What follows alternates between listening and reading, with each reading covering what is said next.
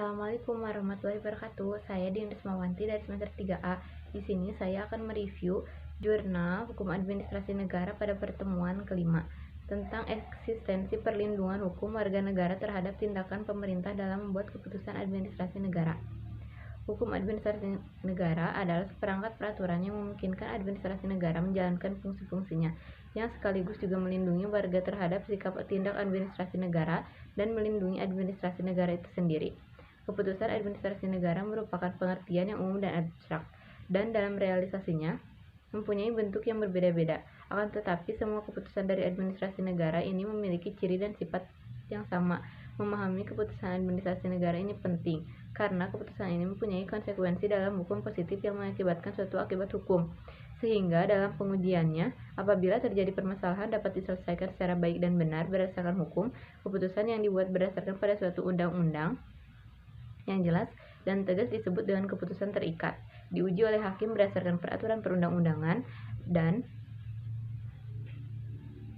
suatu keputusan yang tidak secara tegas sifatnya tersirat disebut keputusan bebas, diuji oleh hakim berdasarkan pada asas-asas umum pemerintahan yang baik. Sasaran keputusan ini terdapat dua kemungkinan, yaitu ditujukan ke dalam. Nar binen gerich adalah keputusan berlaku ke dalam lingkungan administrasi sendiri dan ditujukan keluar. Nar buiten gerich yang berlaku bagi warga negara atau badan hukum perdata. Berdasarkan pembagiannya, maka terdapat dua jenis keputusan, yaitu keputusan intern dan keputusan ekstern.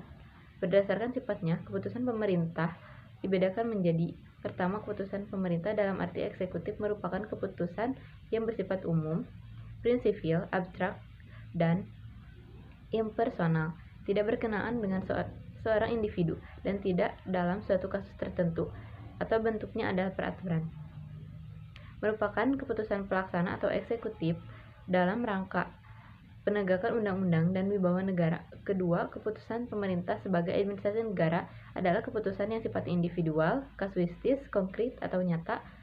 Bentuknya adalah keputusan basicing, merupakan keputusan penyelenggaraan atau realisasi, materialized, produk hukum dari badan atau pejabat administrasi pemerintah yang berupa dokumen-dokumen yang mengandung materi penetapan yang bersifat konkret, individual, dan final.